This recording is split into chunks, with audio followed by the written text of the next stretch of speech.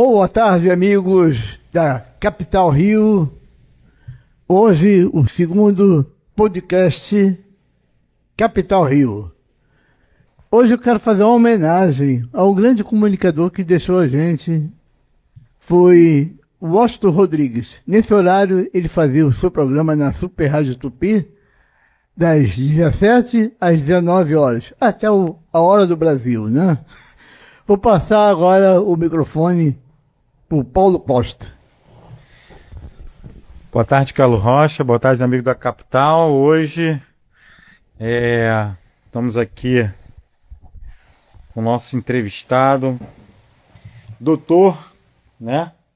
Cardiologista, médico do Hospital de Cardiologia de Laranjeiras, não é isso? Aposentado, diga-se de passagem.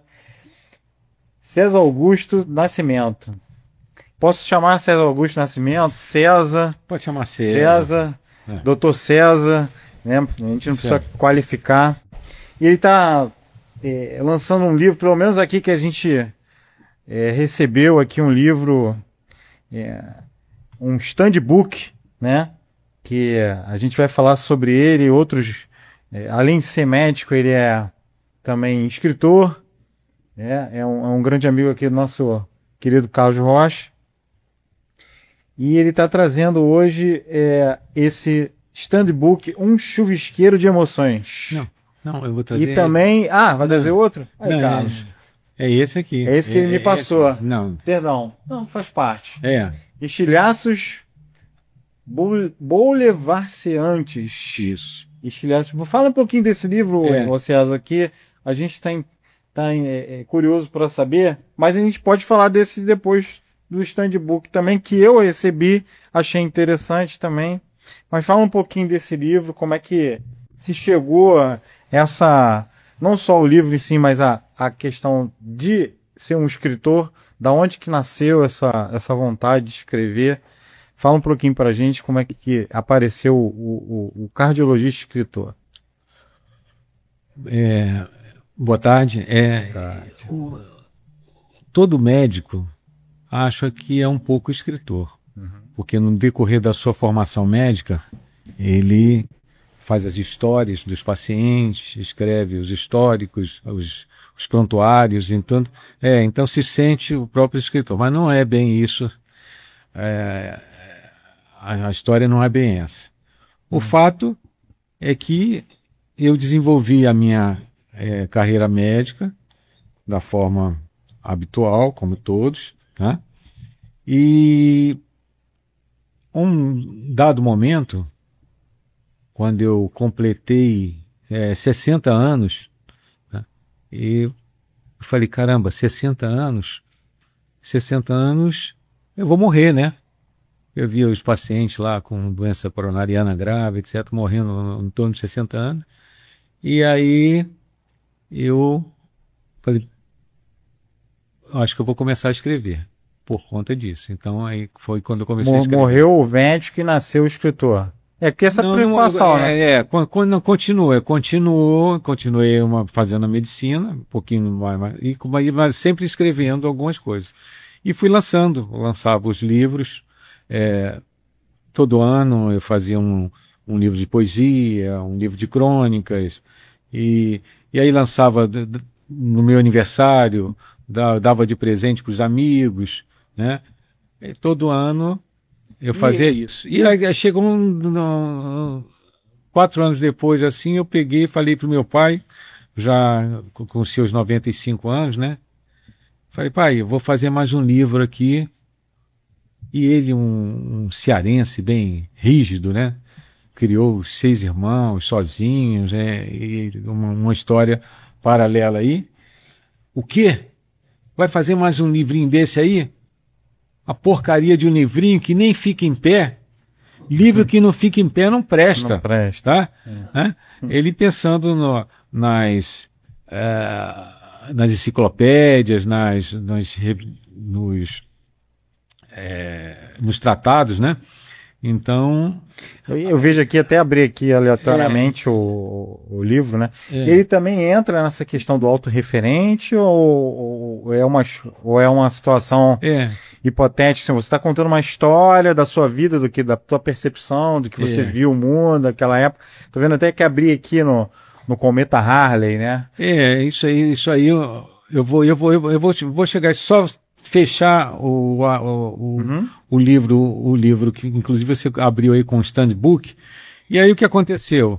Eu falei, meu pai falou que o meu livro não fica em pé, é uma porcaria, já sei. Aí peguei uma coletânea de uns 3 livros dos anos pregressos, com poemas, com músicas e com crônicas, e aí fiz um livro com mais de 300 páginas que eu chamei Livro em Pé. O título do livro.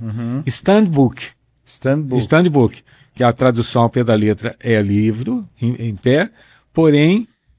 Mas você que deu esse nome? Eu dei um Standbook. Você que batizou esse nome? Batizei com Standbook, e por acaso, Standbook também é a estante de livros do músico, né? Aquele músico, os músicos de orquestra, tem aquela estante ali. Aí eles chamam a Standbook para ver as partituras, né? Para ler, para colocar a partitura para ler. Então, Standbook.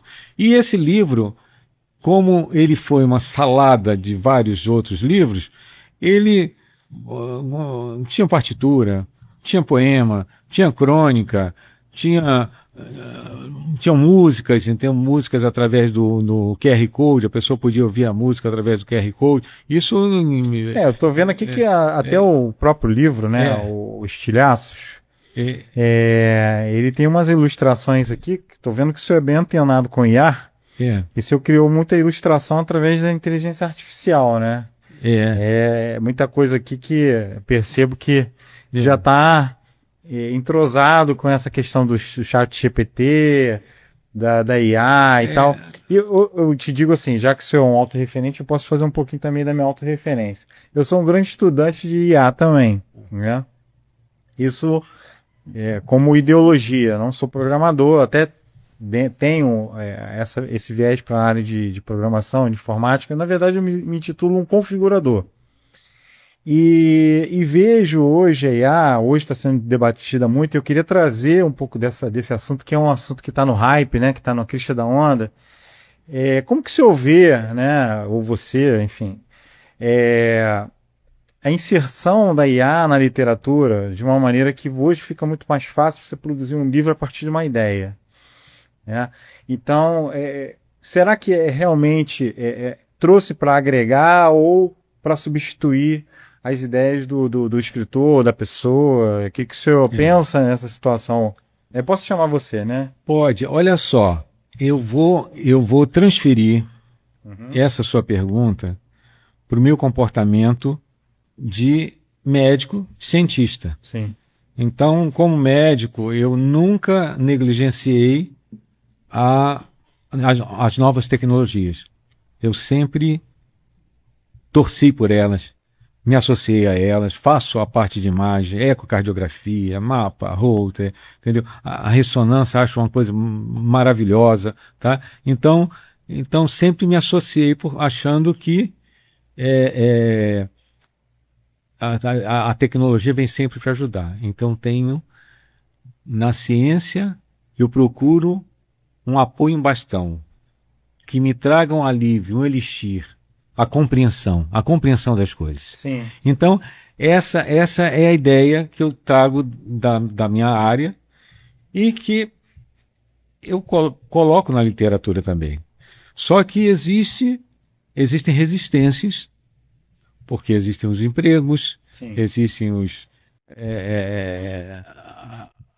a dependência a concorrência com a nova tecnologia. Então fica eu fiz um pequeno curso de inteligência artificial há 3 anos, tá? E depois do curso eu escrevi um livro, Inteligência Artificial na Literatura, tá? E aí joguei no meu grupo literário da Abrams, Academia Brasileira de Médicos e Escritores. Coloquei o livro lá, disponibilizei o PDF do livro. Ninguém falou nada.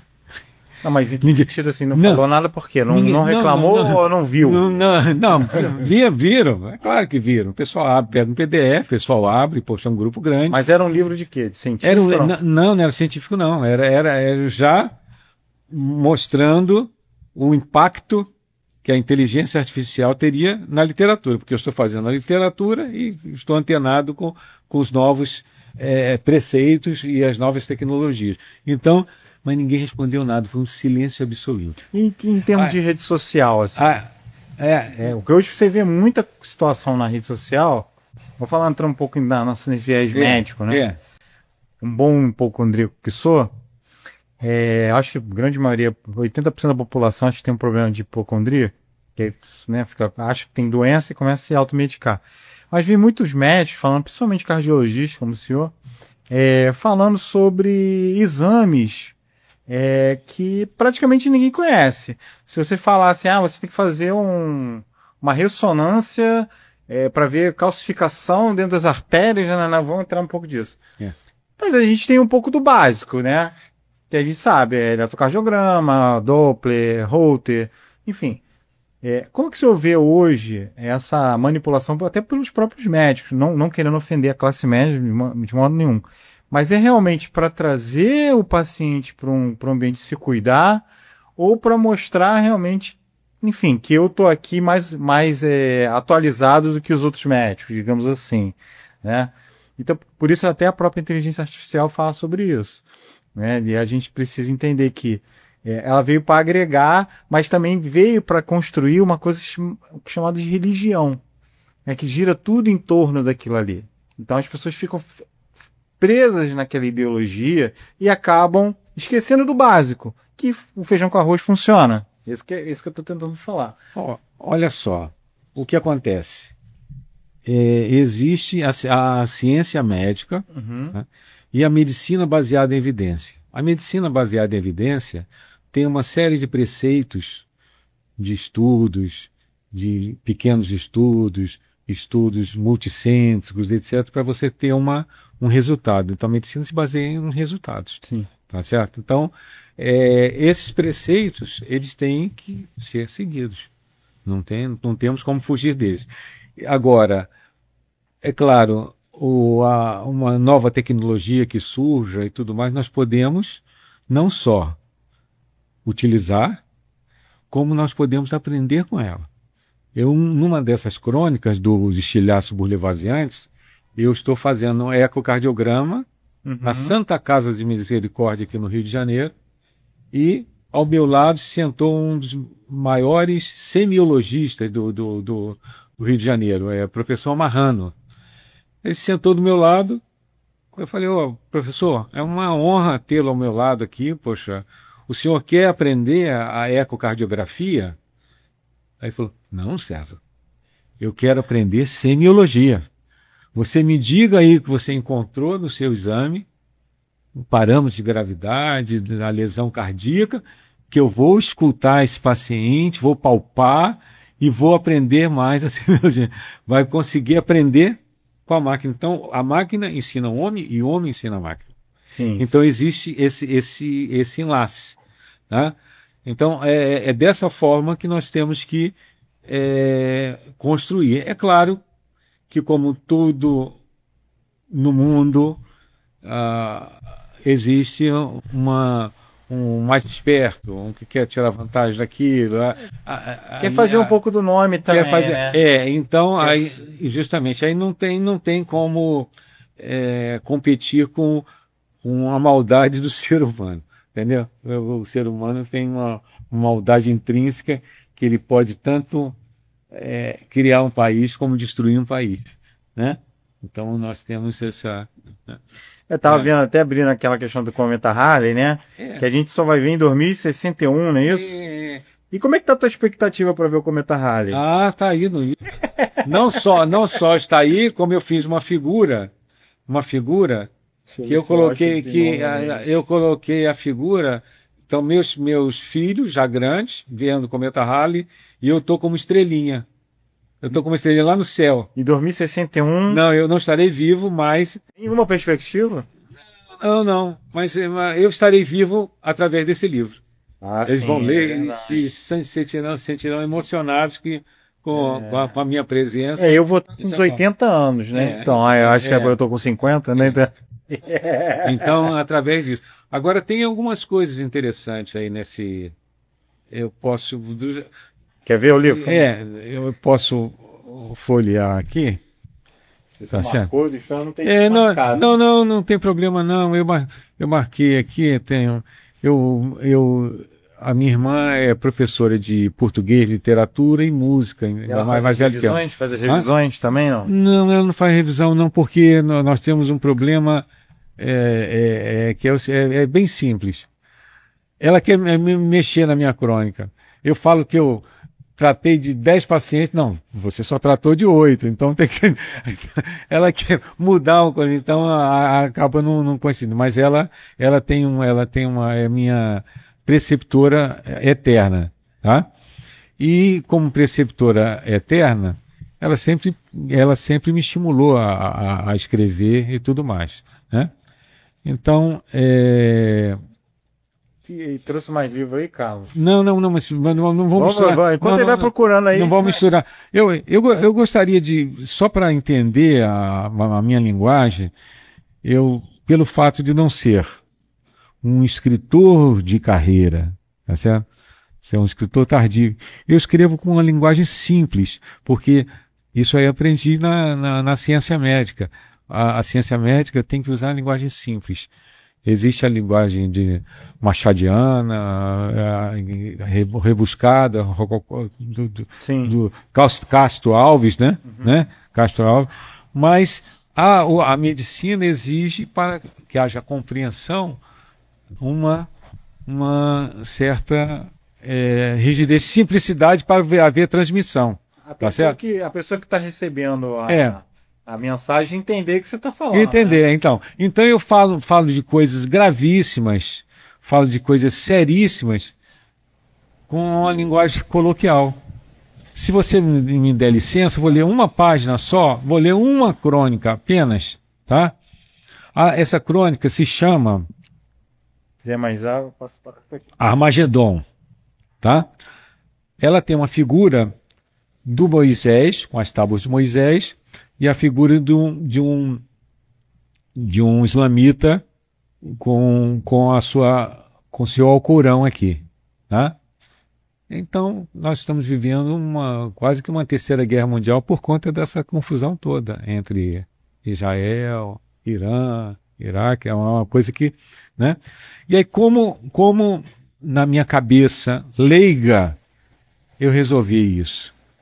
Resolvi da seguinte forma: caramba, não gosto de usar o celular para fazer fofoca, mas com essa pode terminar muito mal e já é de domínio público, eu me sinto à vontade para contar. Acredite, a Sara abriu o casamento e permitiu que o Abraão tivesse relações extraconjugais com Agar. Até aí, tudo bem. Rolou homenagem a Troá. Agar engravidou e deu à luz a Ismael.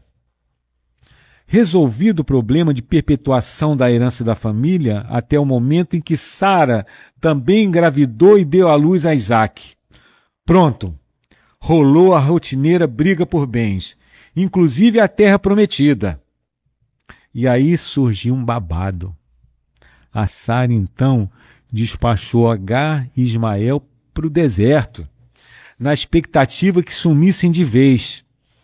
Pois é. Mas ambos vingaram, Ismael cresceu, casou e teve filhos. Um deles tornou-se influenciador, com centenas de seguidores. Era nada mais, nada menos que Maomé. Pronto. Confusão foi criada. Se perpetua a luta pela Terra Santa entre os islâmicos e os judeus. Como se não bastasse, veio o pescador Pedro, que virou marqueteiro amador de Jesus, o popstar do bem de Jerusalém. E após sua morte, criou um centrão dos cristãos. Quando então 3 séculos mais tarde, a mãe do turquinho imperador Constantino convenceu que ser cristão era uma boa. Era mesmo. Vide o templo do Hagia Sofia, na atual Istambul, com selos históricos de 3 religiões monoteístas, judaísmo, cristianismo e, finalmente, o islamismo. Todos, então, de alguma forma, descendentes do velhinho espertinho, vovô Abraão, o bígamo. Dizem as más línguas que, quando enviou Sara, rolou um clima e teve outros filhos com uma tal de Quetura. Mas como esse povo é muito fofoqueiro, não ficou confirmado. Tudo às mil maravilhas até o momento em que os olhudos dos cristãos europeus acharam-se dentro do direito de conquistar no grito ou resgatar a herança que achavam ter direito. Peço perdão por essa fofoca toda, mas uma brincadeira dessa, gente, poderá terminar em Armagedon, com o nosso conflitante mundo atual. Estamos de olho. Não, gostei do homenagem a Artois, né? O povo só pensa em bobeira. Não, que falou que então veja, essa é a história que aconteceu mesmo. Tudo isso aconteceu. Sim. Eu acho assim, a gente tem uma situação que santifica tudo. Eu acho que já tocou um pouco nesse assunto. E a gente tem 2 coisas. A gente santifica tudo, eu demonizo tudo. Né? Mas na verdade, pelo baixo dos panos, a gente não sabe que a gente também fosse capaz de fazer, né, naquela época. Então a grande sacada é essa. Da crônica a isso tudo, eu achei interessante.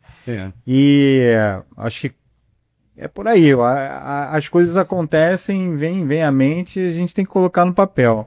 E vi que o livro é bastante interessante. Eu acho que ele tem alguma editora? Como é que foi publicado por... Não, ele agora tem a editora Carioca. Qual? Capital Rio? Capital Rio? Capital Rio. Aí, já tô te dando um cliente agora, tu vai ter que me dar um merchan aí. Vai sair nas próximas edições aí. Quantas tiragens você já fez assim?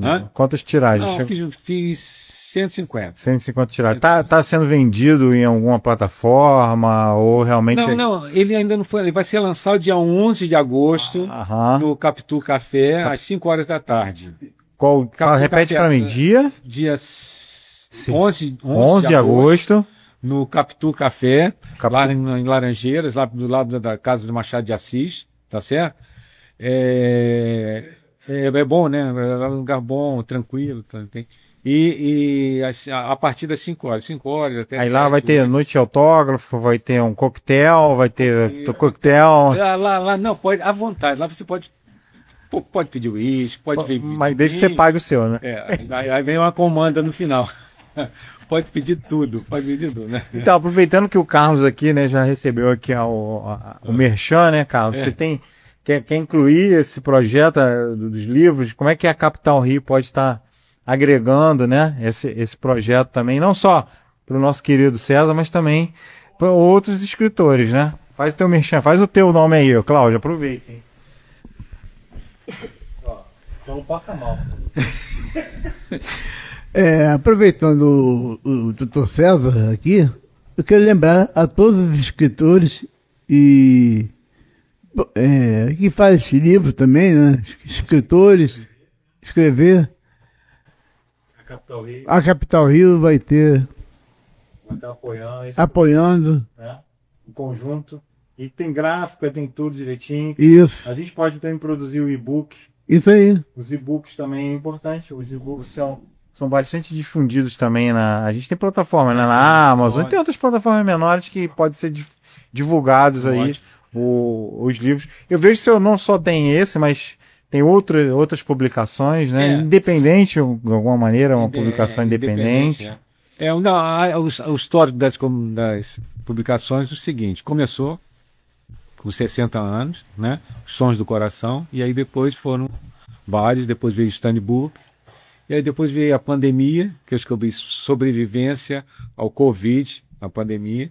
Só que as crônicas da pandemia, elas estavam muito tóxicas, porque começou a entrar a parte de política, era Bolsonaro de um lado, era Lula do outro, era aquela coisa das vacinas. Aí, como eu resolvi, infelizmente, eu resolvi assim. Eu resolvi não brigar com a Não perdeu nenhum amigo. Aí, não perdeu nenhum amigo. Eu peguei, fechei os capítulos das crônicas e comecei a resgatar a parte musical da minha vida, acompanhando minha irmã, que era professora de música e tudo mais, etc. Então comecei a fazer uns livros, as músicas, escrever minhas músicas. Então escrevi primeiro o Karaokê Book, eu coloquei esse nome, na Van Esperança, e já tive resultado disso, que algum intérprete cantasse as músicas, e já consegui algumas coisas. Já conseguiu alguém para gravar? Já, algumas foram gravadas. Não é o Márcio Gomes, amigo dele, não, Márcio Gomes. Não, Wanda Sá, Gledson Galiza, Valdeir Valença, bons. Eu tô meio fora dessa não conheço muito. MPB? MPB. Legal. E aí comecei, fiz o Karaokê Book 1, depois o 2, e nada de terminar a pandemia. Deu 3, aí fiz 4 livros e já estou no 5º livro. Então a gente tem que fazer um adendo aqui, Carlos, porque não é só escritor. É médico, escritor, compositor, né? Toca algum instrumento? Não, né? Eu toco piano e violão, mas, entende, para compor, não para dar conselho. Não, sim. Eu uso os instrumentos que... Fala, Carlos. Aproveitando o ensejo aí do Paulo que está falando do Dr. César, eu quero convidar o Dr. César a ir para a nossa Academia Pan-Americana de Artes e Letras, a PALA. Eu vou pedir ao presidente Nilton Nazaré, que vai estar aqui semana que vem aqui, dando uma entrevista sobre um grande projeto que a Academia vai fazer esse ano. Certo. Tá? Não posso falar agora não. É surpresa. Será que eu voltei aqui sem perder? Quem avisou? Supervisor. Vamos falar, vai ter o primeiro festival da canção popular brasileira, Adonis Caran. Adonis Caran é um grande cara dos festivais da canção. Ah, que beleza. E vai estar semana que vem aqui, dando entrevista. Que beleza. E vou mandar ele ligar para o senhor. Certo. Tudo bem. Tá? Para se associar. Para se associar à Academia Pan-Americana de Artes e Letras, a PALA. Muito obrigado. Então, doutor, lançando esse livro, né, que é o estilhaço boulevardiante. Essa palavra, ela não existe na língua portuguesa. Você criou? Eu não criei, ele existe na língua francesa. Boulevardin significa um espanto, um susto. De repente a pessoa toma aquele choque, uma coisa que... E é justamente essa sensação que eu tenho. Quando eu sinto uma emoção muito forte, alguma coisa me impacta, aí então vem a crônica e vem a... Hoje é o teu foco hoje, é o livro então, agora. Esse lançamento. Que vai lançar no dia 11 de agosto. 11 de agosto. Lá no Cosme Velho, né? Cosme Velho. Qual o nome do lugar lá? Repete. Capitu Café. Capitu Café. Lembrando, coquetel não é por conta do escritor. É por conta seu. Se você quiser tomar um uísque, um vinho, um café, você paga o seu. Mas não deixe também de comprar o livro, nosso querido César, né, que vai estar lançando aí esse livro bacana, na Noite de Autógrafos, agora no Cosme Velho. Cai em que dia da semana? Vamos ver aqui. Cai em que dia? 11 de agosto. Agosto tem tempo, né? Tem tempo, Então a gente pode reservar na agenda. Espero, vamos dar um pulo lá. Mas quem vai pagar o uísque?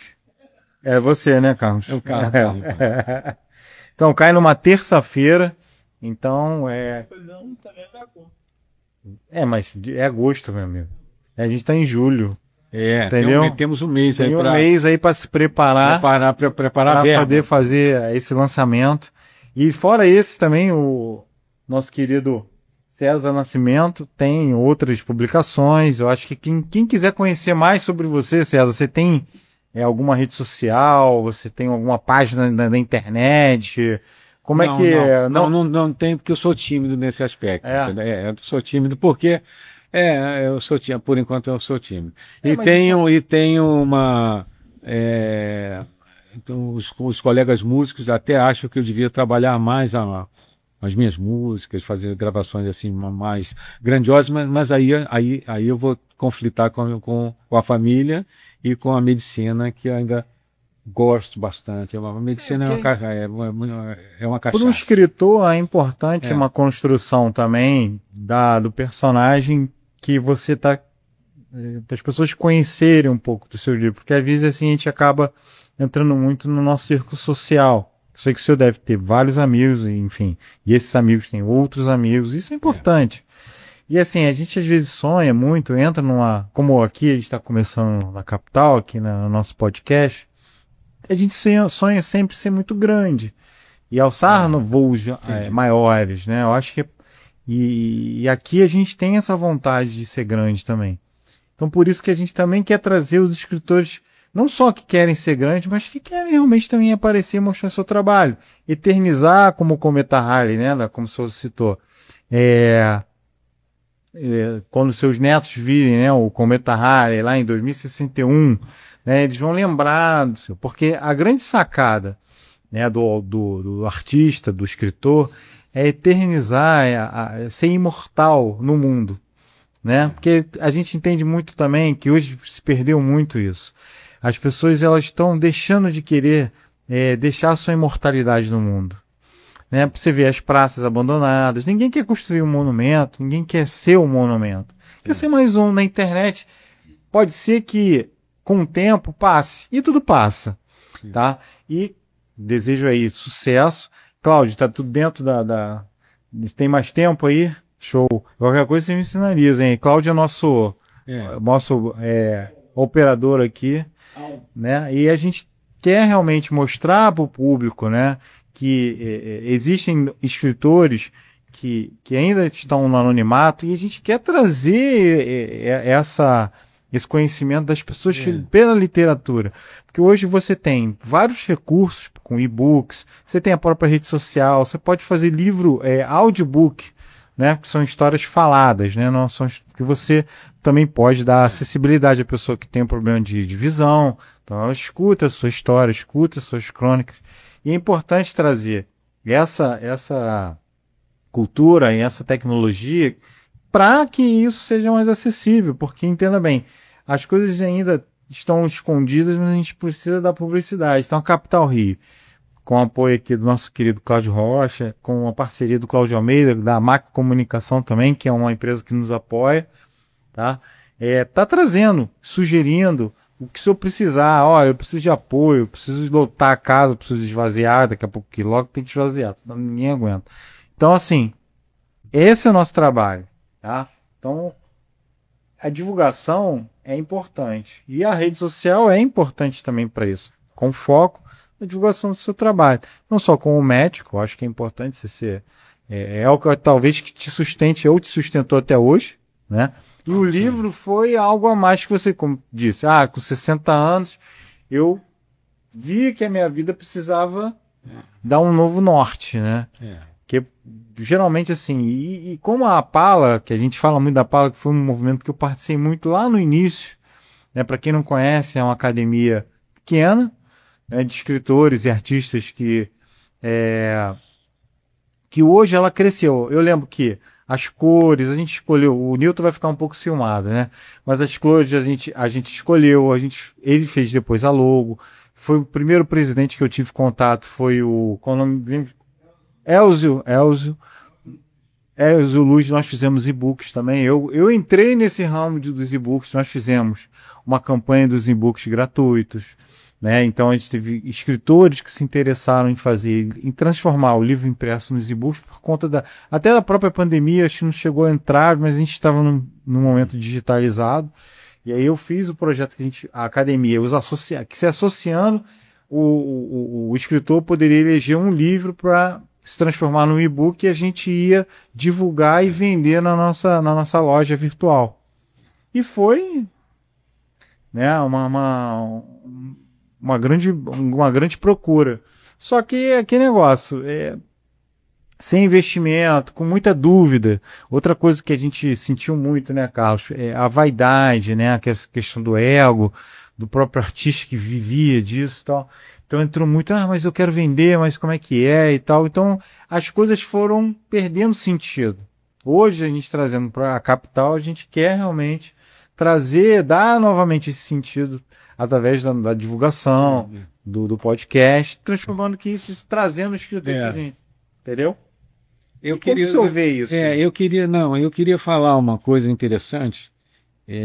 Apesar de ser um trabalho autorreferente, né, e isolado, eu tenho pessoas que me ajudam, tá? Como, por exemplo, a Lúcia,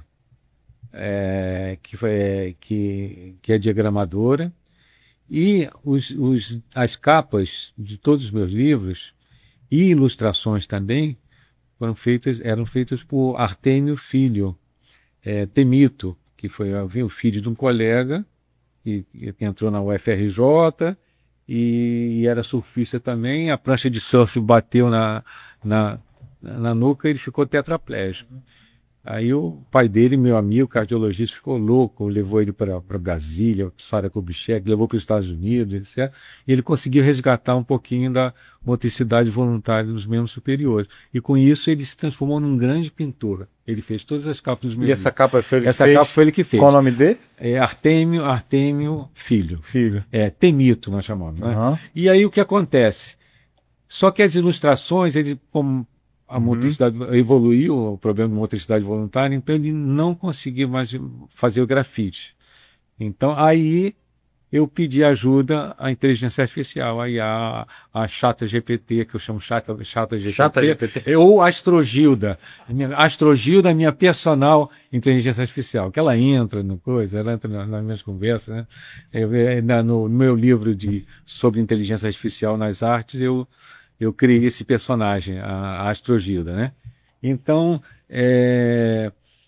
e aí o que acontece? E aí fiz o livro, as ilustrações, menos uma profissão aí, mas com a inteligência artificial, que me ajudou bastante. Hoje a gente tem muito esse recurso, né? Como a ilustração aí não tem direito autoral, né?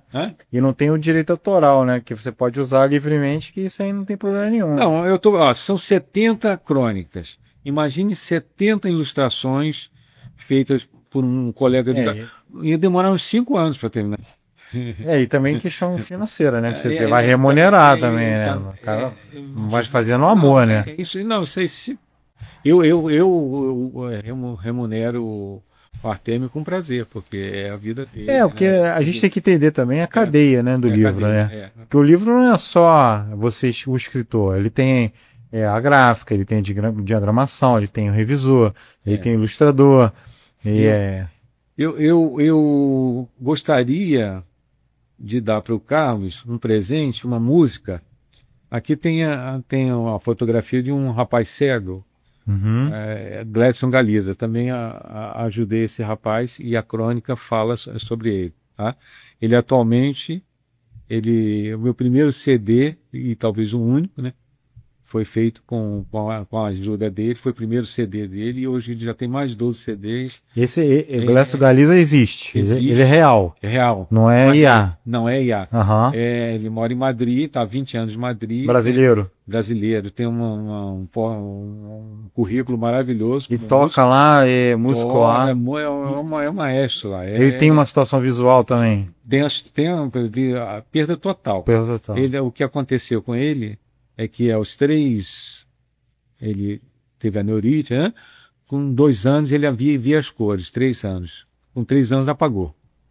Passou a não ver nada, só que ele aprendeu as cores. Quando ele foi com 6 anos, 7 anos para a escola de música, etc., ele correlacionou as notas com as cores. Então, o Dó era azul, o Ré, vermelho, o Mi, cor-de-rosa. Então, cada nota significa uma cor diferente.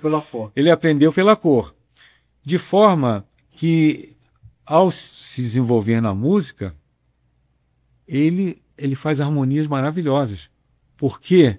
Porque se ele colocar uma harmonia lá, uma coisa brega, uma coisa assim, azul vermelho, não tem graça para ele.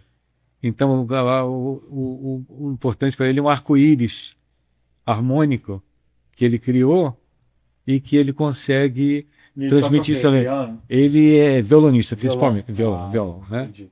É. Deve ser. Ele é fera. E canta em português? Canta em português, espanhol, inglês. Ele merece um Grammy Latino. Eu aqui nesse livro, eu indico para um Grammy Latino. No YouTube, né? Tem no YouTube alguma coisa a ver? Tudo, tem no YouTube, Spotify. Se começar, poxa, ele é fora de série. Né, colocar, Cláudio, uma música dele lá na... Não, aí o presente que eu ia dar pro Carlos é uma música para colocar na entrada aí do programa, que é uma música bonita, Manhã Sem Nome. Eu fiz a música e a letra e ficou muito bonito o arranjo. Nós montamos o grupo com Marcelo, Rômulo Gomes, e ficou uma produção muito bonita que vale a pena. Só que eu fico com medo da música, sabe por quê? Porque é uma música... Eu me lembro até que eu fiz uma música de casamento para minha filha. Minha filha foi casar e eu fiz uma música... Fiz uma música, né? E aí tocou lá, ficou entre outras, se perdeu lá nas músicas, mas tudo bem. Foi um gosto meu. Aí, anos atrás, uma residente, uma aluna minha de cardiologia, de ecocardiografia, ela ia casar, ela me deu um convite. Ela me deu um convite, aí eu peguei o convite assim, puxa vida, que muito obrigado pela atenção, tudo lá. Eu tenho um presente para te dar. Aí eu senti que ela ficou vibrando, né? É agora, professor, staff, meu chefe vai me dar uma geladeira, uma máquina de lavar, vamos resolver. Eu vou te dar uma música. Quando eu falei uma música, ela murchou. Mas e a música? Valeu a pena? Não, mas se fosse o Chico Buarque, né? Poxa, eu não sei, dependendo do gosto musical dela, né? Eu acho que de repente ela gosta de pagode. Eu fico sem graça. Ó, Carlos, vou te dar um presente. Poxa, caramba, ele vai publicar 1000 livros na minha editora. Não, vou te dar uma música. Uma música. Aí, Carlos, já te dá uma música. Mas se eu colocar pra tocar aqui, você vai ver que eu tenho razão. Mas o Carlos Rocha gosta de pagode. É pagodeiro ele. Não, isso aí, a música depende do momento. No momento. Lá na Tia Seata, com o pessoal lá, o pagode que vai ligar. A música depende do momento. Tem uma hora que você quer ouvir o clássico, tem uma hora que você quer ouvir uma música popular. Então, bacana, mas é isso aí. Cláudio, tudo certo? 5 minutos? Então vamos fazer as considerações, né? Finais aí. Do nosso querido César Nascimento. Vou falar rapidamente uma crônica que é a mistura da medicina com a música, né? Que é essa coisa do sucesso, né? Eu fui dar um curso em Goiânia, tá? E aí um colega lá, o João de Goiânia, me ligou: César, o curso vai ser um sucesso, tem 50 médicos inscritos. Eu falei, tá bom. Aí fui lá para Goiânia, peguei um avião, Brasília, e dormia, e acordava, e comia aquela comidinha, aquele biscoitinho do avião, né? Tudo bem. Aí dormia, acordava, aí teve um traslado para outro avião, aí finalmente acordei e desci em Goiânia, né? Então eu estava ainda meio todo amarrotado assim, acordando, né? E olhei assim, fotógrafos, né? Repórteres, tudo. Pode receber. Aí eu peguei, ajeitei o colarinho, todo amarrotado, ajeitei meu colarinho, e ajeitei o terno, caramba, que eu lembrei que ia ser um sucesso, mas não sabia que ia ser esse frisson todo aí, né? Aí quando eu olho para o meu lado e para o outro, tá o crooner do Skank e o Jota Quest. Então era pra você, era pra banda, né? Eles iam tocar lá naquele... Foram 5 segundos de emoção, né? Falou, nossa, chegando pra dar uma palestra aqui. Eu falei, nunca vi médico ter sucesso assim, de repente, pô, já... Não chegaram, não era foi confundido, não, né? Era pro... Acontece. Pro Alzino e pro mas foi um eletrocardiograma, então, né? É pra ver a emoção. Então são esses espantos, né? Sim. Que eu ponho dentro das crônicas. São Show. coisas assim, entendeu? Ok. Tá. Carlos, mais alguma coisa, meu amigo? Quer fazer nossos agradecimentos, né? Eu quero agradecer ao César Augusto essa visita aqui. Ele vai voltar várias vezes aqui no nosso podcast. Quero agradecer o Claudinho também, aí na mesa das carrepetas. E o meu grande amigo, parceiro, Paulo Costa. Isso aí. César, muito obrigado por ter vindo aqui. Eu, Desejo sucesso no lançamento do seu livro, tá? A gente já falou isso mais vezes. Dia 11 de agosto, o lançamento do livro. Tá? eu gostaria de agradecer a receptividade de vocês, tá? Imagina. A turma, técnico, Cláudio, Paulo ali, o Carlos, e agradecer a todos que me dão apoio, tanto na área médica quanto na área artística, a Abrames, a Academia Brasileira de Medicina, e a minha família, que a minha família também tem que aguentar o cantor de dia, o médico de noite, não é fácil não, eles têm que ter bastante paciência. Minhas filhas, minha esposa tiveram que ter bastante paciência comigo, porque ela pesa, né? E a medicina já é uma profissão que exige muitos plantões, ainda mais com a música e ainda mais com a literatura. Então, realmente, eu gostaria de estender o agradecimento à minha família e tudo mais. Ok. Tá bom? Bom, gente, obrigado. Obrigado, César. Até a próxima. Todos da Capital Rio. Fiquem ligados nas nossas redes sociais, no nosso YouTube. Um abraço. Até a próxima.